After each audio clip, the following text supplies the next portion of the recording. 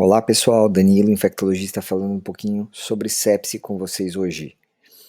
Sepse é uma resposta desregulada do corpo a uma infecção, seja ele a qualquer agente, seja um protozoário, seja ele bactérias ou vírus. Mais comumente nós estamos associando a bactérias, né? Mas existem várias opções aí de micro-organismos que podem infectar humanos, que leva a uma disfunção orgânica e o risco de morte. O impacto global é imensurável. Praticamente é a maior causa de óbito em UTIs no mundo. O choque séptico, a mortalidade variável em registros mundiais, variando de 18% a 88%, isso demonstra uma diferença de recursos para lidar com essa síndrome quando ela chega em diferentes lugares do mundo. E no Brasil? No Brasil, a AMIB, a Associação de Medicina Intensiva Brasileira, fez um esforço com várias UTIs brasileiras de 2010 a 2016, comparando a mortalidade por sepse versus a mortalidade com outras internações clínicas. E a gente verifica na linha de cima a linha de sepse, que você vê que é uma mortalidade muito maior do que a linha de baixo, que é a das internações clínicas. Em torno de um terço dos pacientes com sepse tem desfecho desfavorável com óbito. Sepse não é uma coisa que é homogênea. Cada paciente responde de uma forma perante a uma infecção. Mas nós descobrimos que existem alguns perfis de pessoas. Tem pessoas que respondem, que a gente sabe que vai pior, né? Então a gente sabe que quem, por exemplo, não faz febre e faz hipotermia tem um pior desfecho em 90 dias. Existem perfis hemodinâmicos, é lógico que o choque, a hipotensão, a pressão arterial média inferior a 65 tem pior prognóstico, mas também existem alguns perfis que têm altas temperaturas com baixa pressão diastólica, por exemplo, que a gente sabe que também é um perfil pior em 30 dias. Existem muitos estudos rolando sobre isso, e isso vai ser o futuro do manejo de sepse.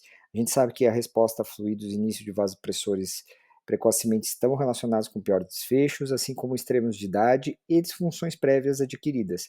Um cardiopata, um pneumopata, lógico que tem maior chance de responder mal a um processo de desequilíbrio orgânico. Mas e aí, sepse, como que a gente faz? A gente precisa identificar, é fundamental. É fundamental identificar através de instrumentos de alta sensibilidade. Nós não podemos perder ninguém por sepse. Por quê? Porque tem alta letalidade. A cada hora, aproximadamente 10% de letalidade se acumula. Então, se você demorar 3 horas para abrir um protocolo de sepse, esse paciente pode ter 30% de letalidade associada. Como que a gente abre? A gente usa os critérios de Sears, né, que é inflamatória sistêmica, né, a gente utiliza. Se tiver 2 critérios de Sears, nós abrimos o protocolo. Quais são os critérios de Sears? Temperatura acima de 37,8 ou menor que 35, leucocitose maior que 12.000 ou leucopenia abaixo de 4.000, ou desvio para a esquerda com mais de 10% de bastão.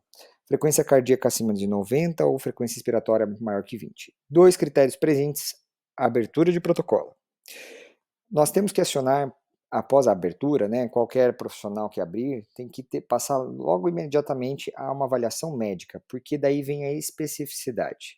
Existem várias circunstâncias que propiciam esses sinais de Sears, esses 2 critérios de Sears, e que não necessariamente seja sepse ou infecção.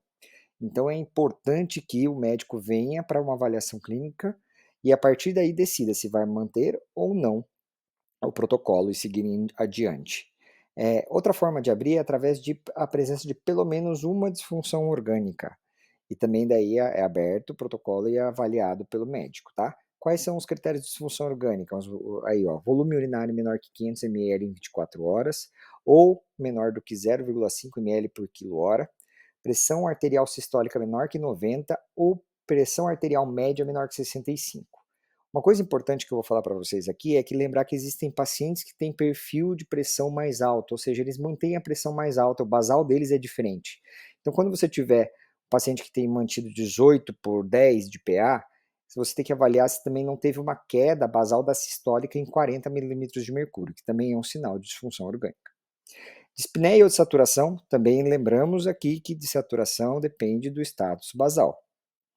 E rebaixamento do nível de consciência, certo? Teve um desses critérios de disfunção orgânica também, é para abrir o protocolo, proceder com a avaliação para ver se a gente vai continuar ou não com ele, de acordo com a avaliação médica. E daí seguimos. Temos o pacote de primeira hora, essencial, é um pacote de tratamento, né? O antibiótico é a ferramenta a ser utilizada, é o recurso a ser utilizado que vai mudar o prognóstico desse paciente. Então é importante que se chegue a um ATB adequado, de acordo com a proveniência do paciente. Se ele veio da comunidade, nós temos o guia de terapias antimicrobianas para sepse aí, comunitário, e temos também para os intra-hospitalares, que são aqueles que estão há mais de 48 horas, 72 horas dentro do ambiente de assistência à saúde. Aí. Volume adequado, passar o volume de 30 ml por quilo de cristalóide, dando preferência ao ringer lactato. Soro fisiológico tem, parece que um desfecho um pouco melhor para sepsis de foco neurológico, né? E iniciar a droga vasoativa evitando hipotensão a todo custo, mesmo que você tenha que retirar transitoriamente. Tá? Não é, você precisa sempre manter uma PAM acima de 65 para estabilizar esse paciente. E coleta de exames laboratoriais, sejam culturas, né, antes do antibiótico preferencialmente, várias medições de disfunções orgânicas, função renal, hepática, coagulograma, né, hemograma e etc. E lembrar do lactato, que o lactato vai ser importante para avaliar o dano endotelial e o sofrimento talvez isquêmico dessas células. Os pacotes de terceira e sexta hora são complementares. A terceira hora é para avaliar a efetividade dos recursos instituídos na primeira hora e a partir daí, né, você verifica principalmente o lactato. O lactato você repete com 3 horas isoladamente para verificar se houve uma diminuição em relação ao anterior, principalmente se ele já era alterado de base.